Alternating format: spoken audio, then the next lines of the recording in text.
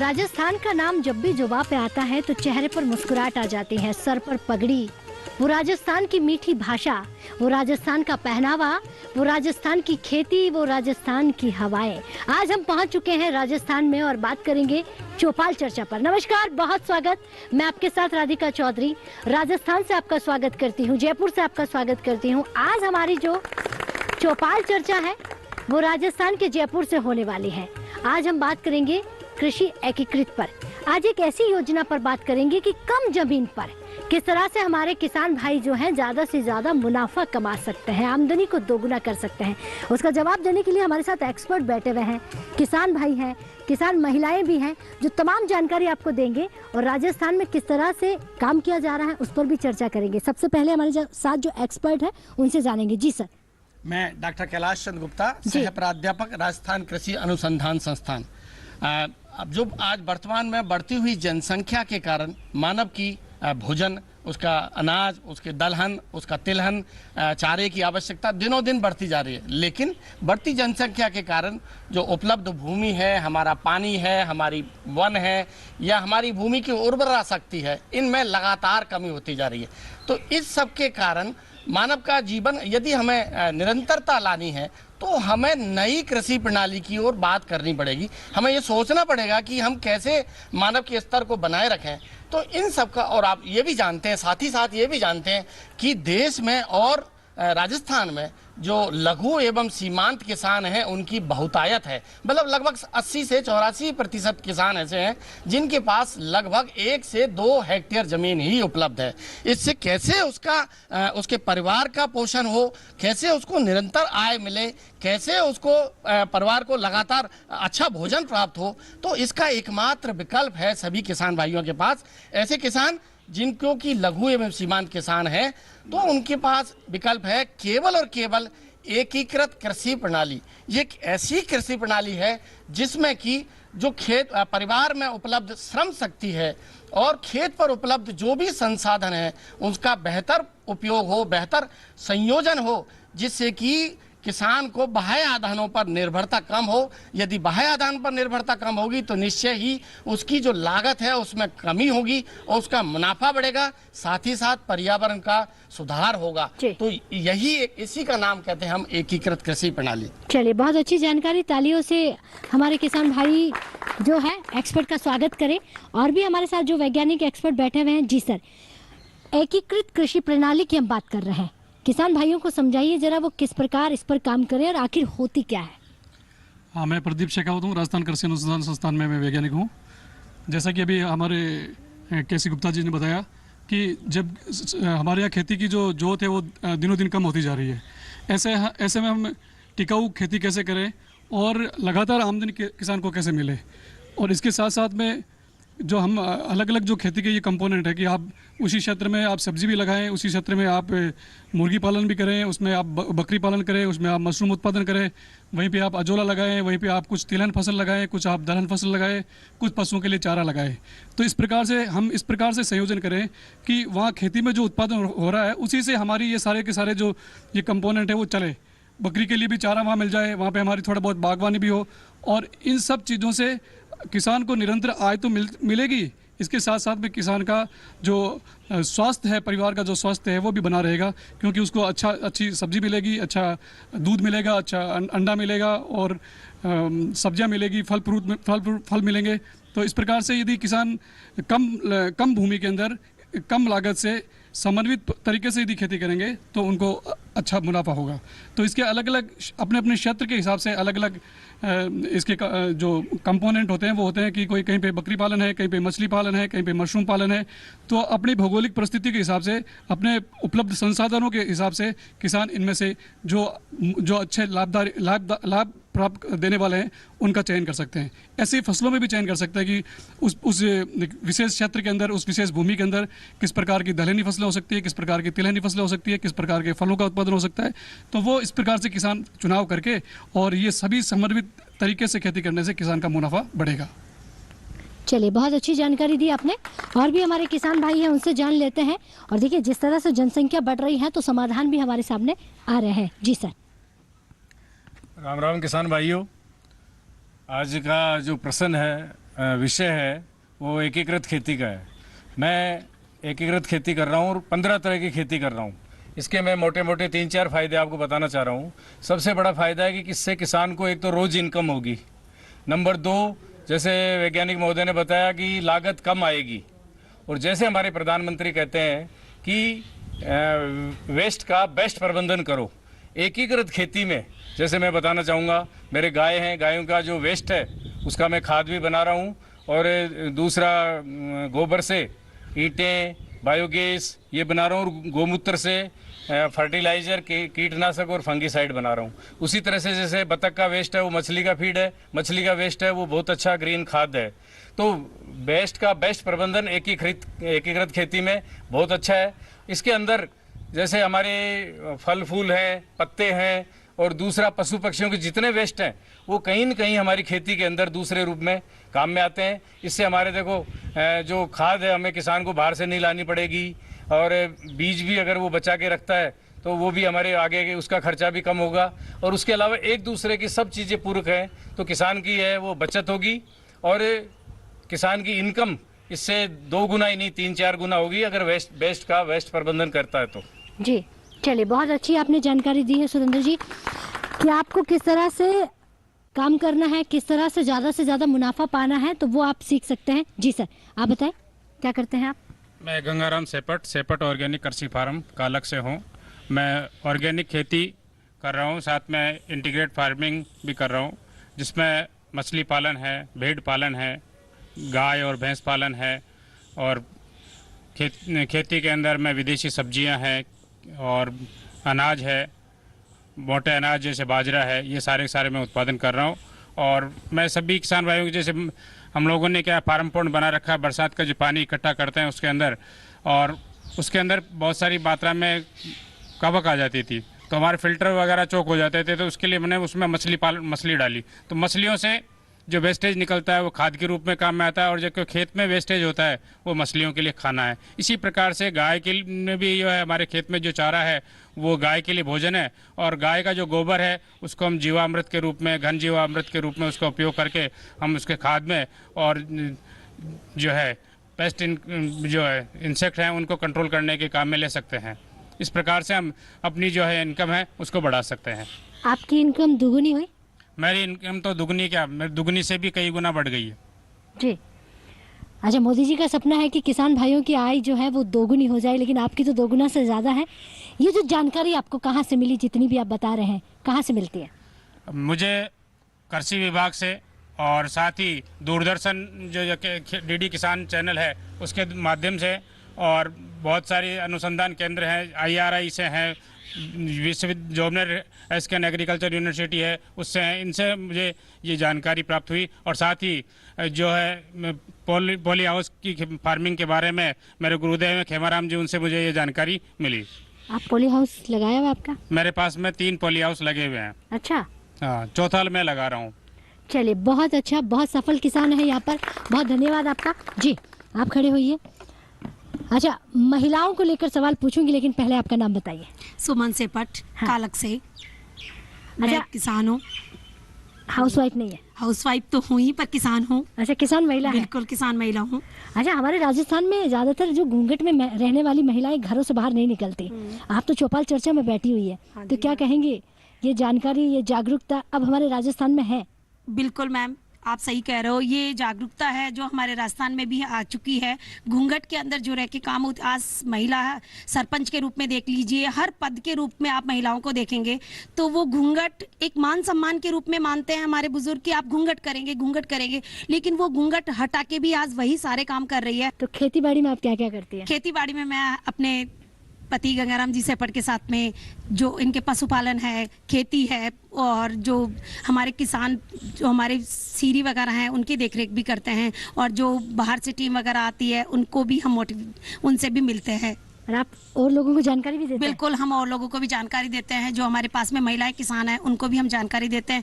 और जो आज राजस्थान की बहुत सारी महिलाएं आपको देख रही हैं, वो कहेंगी अपने पतियों से कि देखिए वो साथ में लेके चलते हैं, जानकारी देते हैं, आप हमें भी लेकर चलते चलिए। हैं। हम जो प्रोग्राम होते हैं किसान से संबंधित होते हैं या खेती किसानी से संबंधित जो भी प्रोग्राम होते हैं, हम सभी में सर के साथ जाते हैं और ज़्यादा से ज़्यादा जानकारी लेके हम अपने खेतों में उसको अप्लाई करते हैं। जी, डीडी किसान देखती हैं आप? जी मैडम, मैं डीडी किसान प्रोग्राम जब भी आता है हमेशा देखती हूँ। चलिए, बहुत धन्यवाद आपका, बैठिए। तो अब हमारी महिलाओं का कहना है कि हम घर में रहकर नहीं, आपके साथ चलकर जानकारी लेंगे, क्योंकि हम भी तो बराबर की हिस्सेदार होती है खेती बाड़ी में। जी सर, क्या नाम है आपका? मेरा नाम राजेश कुमार सैनी है और मैं हरित गृह विशेषज्ञ हूँ। लगभग 25 वर्षों का अनुभव रखता हूँ और ग्रीन हाउस टेक्नोलॉजी में मेरा जाना माना नाम है। और मैं फूलों की खेती करता था पहले और एक्सपोर्ट भी करते थे हम, और सब्जियों की खेती। और किसानों को, जो हमारे राजस्थान के किसानों को, लगभग जिन्होंने पॉली हाउस लगाए हैं और शेड नेट हाउस लगाए हैं, लगभग सभी को मेरे द्वारा ट्रेनिंग प्रदान की जा चुकी है। पूर्व में मैं कार्यवाहक संयुक्त निदेशक international horticulture training centre Durgapura भी रह चुका हूं, और आज मैं फिर आपकी चौपाल में हूं। डीडी जो आपका डीडी किसान चैनल है, वो अक्सर मैं देखता भी हूं और उसमें एक दो बार आने का सौभाग्य भी पूर्व में मिला है। जी, लेकिन हमारे किसान भाई आपसे ये जानना चाहें कि ग्रीन हाउस अगर हम लगाना चाहें, क्योंकि यहाँ का वातावरण जो है वो बड़ा अनुकूल होता है, तो किस तरह से वो लगा सकते हैं? हमारी जो राजस्थान की जो स्थिति है, यहाँ पे तेज गर्मी, तेज सर्दी, और ये शुरू से ही मुश्किलों का दौर हर वक्त हमारे किसान भाई को फेस करना पड़ता है, जब तक कि फसल उसके घर नहीं आ जाती या मार्केट नहीं पहुंच जाती। और उसमें ये एक जो नई तकनीक है ग्रीन हाउस टेक्नोलॉजी, ये एक तरह से चमत्कार है। और इसमें आप इसका अंदर आप वातावरण को नियंत्रित करते हैं और आप बेमौसमी सब्जियां इसमें लगा सकते हैं, फूलों की खेती कर सकते हैं और कम जगह में ज़्यादा उत्पादन प्राप्त कर सकते हैं। और ज़्यादातर इसमें ज़्यादा उत्पादन के साथ साथ गुणवत्ता भी अच्छी रहती है, और जिससे आप किसान भाइयों को आमदनी होती है और रोजाना आमदनी होती है। ये विशेष बात है इसमें। आमतौर पे अगर आपने बाजरा या दूसरी सब्जियां लगाते हैं या दूसरी फसलें करते हैं, तो उसमें आपको एक समय के पश्चात इनकम होती है, लेकिन इसमें आपको रोजाना जब जब तुड़ाई होती है मार्केट में, आपको इनकम होती है। और हमारे जो किसान भाई हैं राजस्थान के, वो ये पॉली हाउस और ग्रीन हाउस लगाकर और ये शेड नेट हाउस लगाकर काफ़ी उत्साहित हैं।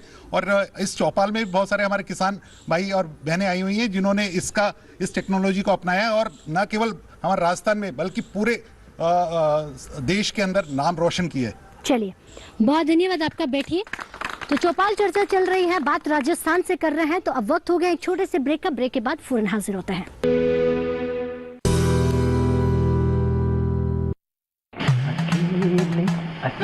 अरे वाह भैया, अकेले अकेले। अरे तू भी ले, पर खाएगा कैसे? मैं ऑर्गेनिक खेती की बात कर रहा रे बेटे। अकेले अकेले खेती कब तक करेगा? मतलब गांव में 20-25 किसानों का समूह बना के पंजीकरण करवा ले, फिर सरकारी ट्रेनिंग भी मिलेगी और मुफ्त जैविक बीज खाद भी।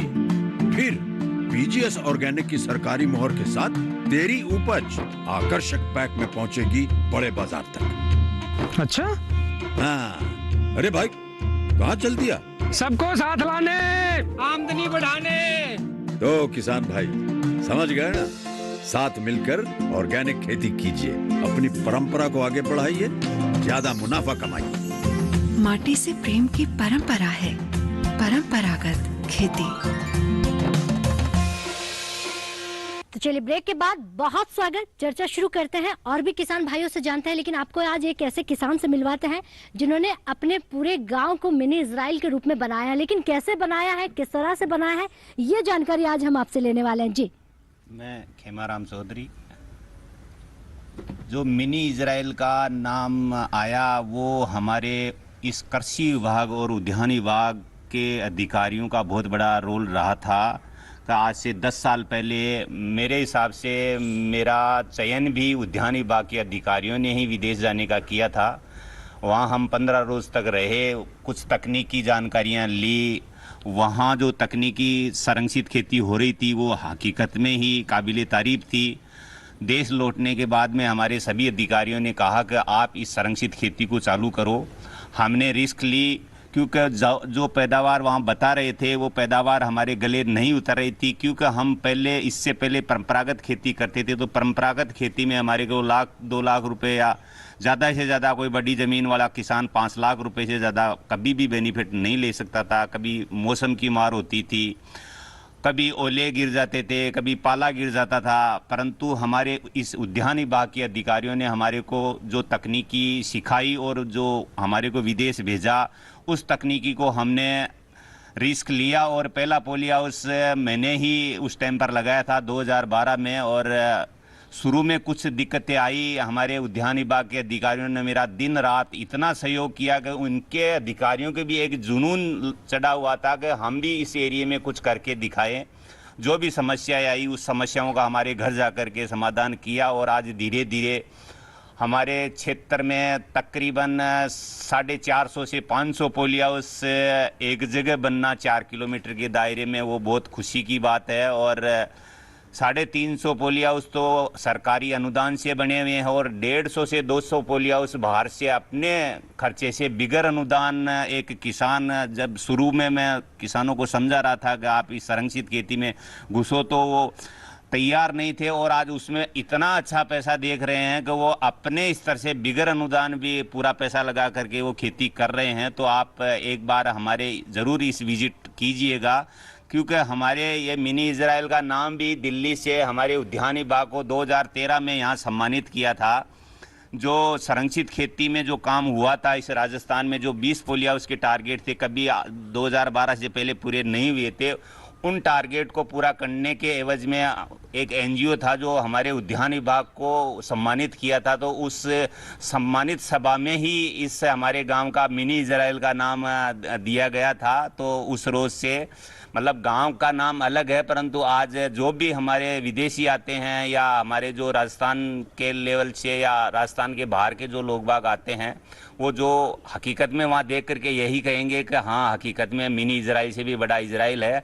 आज मोदी जी का सपना था कि 2022 तक किसानों की हम आय दुगनी करेंगे, परंतु अगर एक बार मोदी जी अगर हवाई सर्वेक्षण करते हैं और हमारे मिनी इजराइल को देखते हैं, तो मेरे हिसाब से वो भी कहेंगे कि हाँ, हकीकत में कुछ एरिया बहुत ज़्यादा डेवलप हुआ है, क्योंकि हमारी क्षेत्र के किसानों की दुगनी नहीं 10 गुनी 15 गुनी तक पैदावार बढ़ चुकी है। बहुत जोरदार से तालियां। बैठिए आप, बहुत धन्यवाद आपका भाई।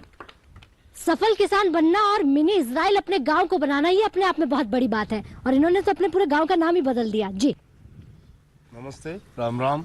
मेरा नाम हनुमान सिंह है, सामर तहसील से हूँ और जयसिंहपुरा गाँव है मेरा। मैं 3-4 तरह की खेती के अंदर करता हूँ। पोल्ट्री है मेरे एक की, अंडे की पोल्ट्री है, फिश फार्मिंग भी है और गाय भी है, बकरी भी है। कितने बीघे में कर रहे हैं ये सब? मेरे है 30 बीघा। उसमें मैं 15,000 तो अंडे की वो मुर्गी लगा रखी है। और मेरा एक ही सोच है कि किसान के डेली की पैदा होगी तो ही किसान ऊपर आएगा, नहीं तो नहीं आएगा, खेती से नहीं आएगा कभी भी।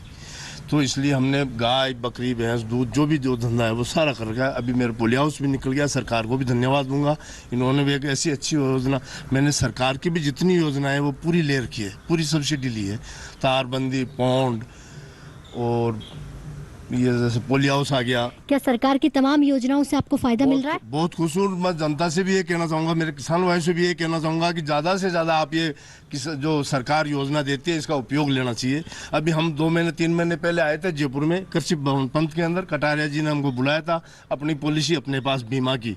तो उसमें हमने उनको एक ही राय दी कि जो हमारे प्याज हाउस जो दे रहे थे पहले, तो उसमें 4 फीट की दूरी थी बीच में। तो हमने उनको रिक्वेस्ट की, सर इसमें किसान के पैसे लगते हैं कि प्याज बाहर से अंदर डालेगा, मजदूरी लगेगी, फिर बाहर निकालेगा, मजदूरी लगेगी।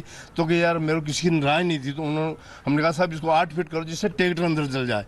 तो उन्होंने माना और अभी जो लॉटरी खुली है उसमें उन्होंने वो 8 फीट की जगह दी है। इसलिए हम राज्य सरकार को भी खूब धन्यवाद देते हैं, इन्होंने खूब अच्छी योजना दी, हमने इसका खूब लाभ उठाया। चलिए बहुत धन्यवाद। बैठिए आप, और भी किसान भाई उनसे जानते हैं। जी क्या नाम है आपका? गंगाराम जी, निठारवाड़ में ग्राम बसी जाजड़ा का रहने वाला हूँ, जयपुर के पास ही गाँव है।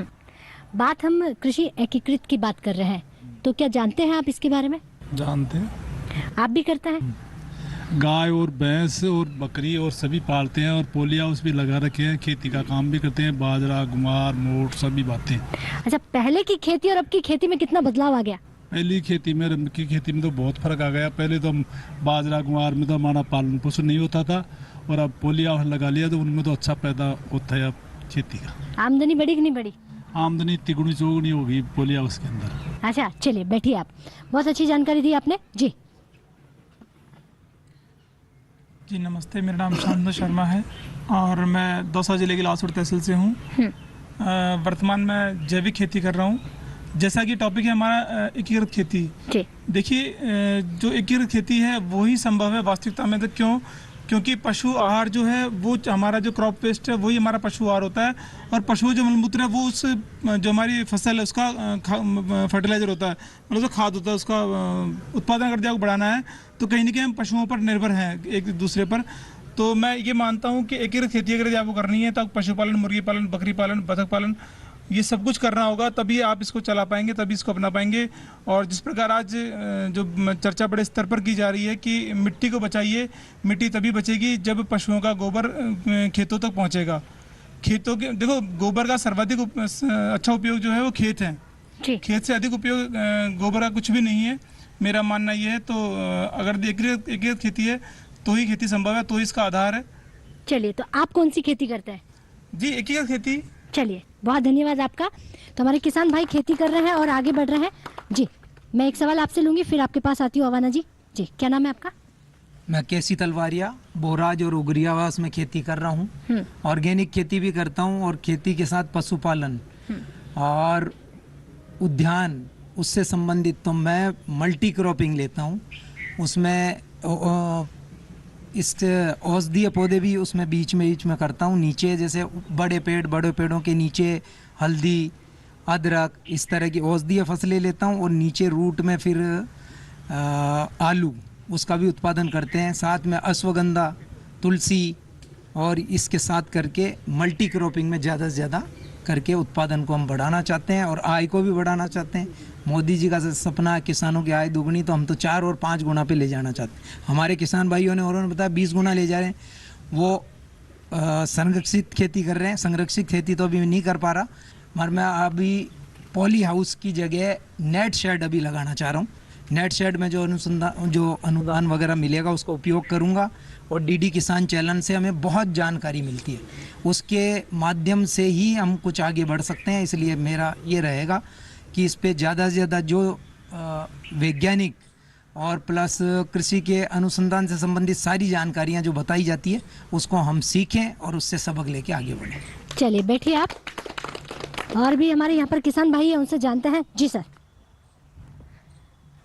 देखिए, आज कोरोना के बाद हमारे देश का युवा, ख़ास तौर से काफ़ी युवाओं का रुझान है वो खेती और पशुपालन की तरफ बढ़ा है। उन युवा किसानों से मेरा ये कहना है कि आप एकीकृत खेती के अंदर आइए। जिन किसानों के पास कम ज़मीन है, मान लो 2 एकड़ है, राजस्थान के हिसाब से बात करूँ तो लगभग 4 बीघा, तो उसके अंदर वो आराम से एकीकृत खेती कर सकता है और उसके रोज़ इनकम होगी।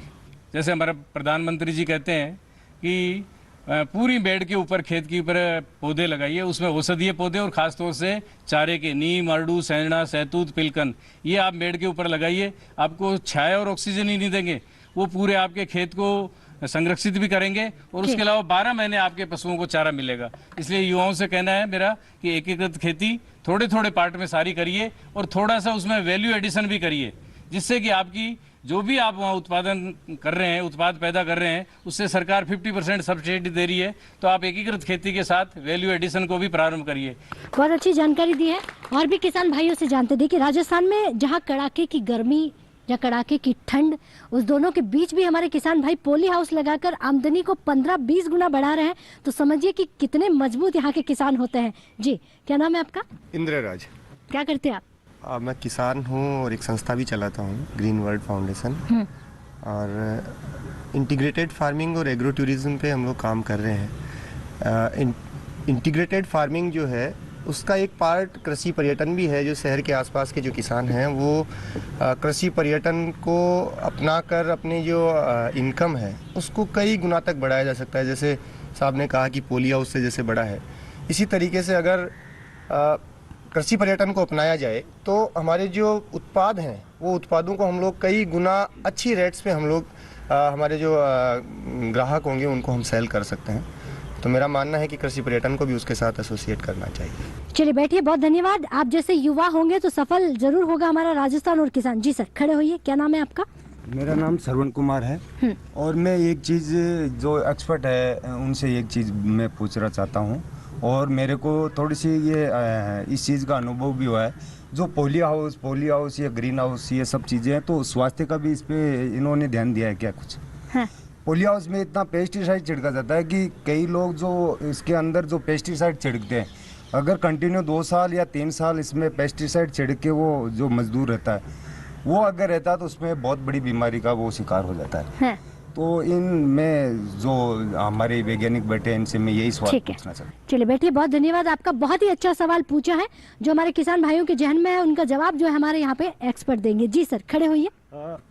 हमारे जो किसान भाई है उन्होंने बहुत ही अच्छा सवाल किया है, क्योंकि जैसे जैसे हम प्रोडक्शन बढ़ाने की बात करते हैं तो लोगों में एक जहन में एक बात घर कर जाती है कि ज़्यादा उर्वरक दिए होंगे या फिर ज़्यादा इसमें कीटनाशकों का स्प्रे किया होगा। यहाँ पे मैं किसान भाइयों को कहना चाहूँगा कि जब भी आप पॉली हाउस लगाते हैं, शेड नेट हाउस लगाते हैं, तो पहले प्रशिक्षण अवश्य लें, क्योंकि अगर आप प्रशिक्षण लेते हैं तो आपको एक तकनीक सिखाई जाती है जिसको बोलते हैं हम समन्वित कीट प्रबंधन और समन्वित पोषक तत्व प्रबंधन।